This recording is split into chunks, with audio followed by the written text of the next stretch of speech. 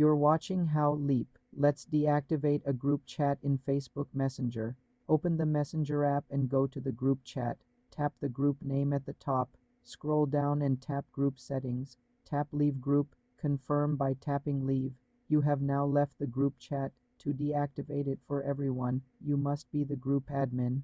As admin, tap the group name, then Group Settings and select Delete Group. Confirm deletion.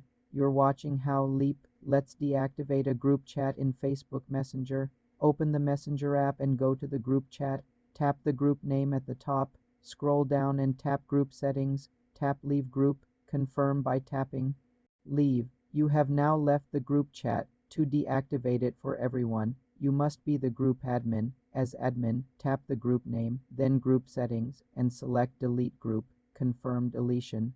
Once deleted, the chat is permanently gone for all members. You cannot temporarily deactivate a group chat. You can only leave or delete it.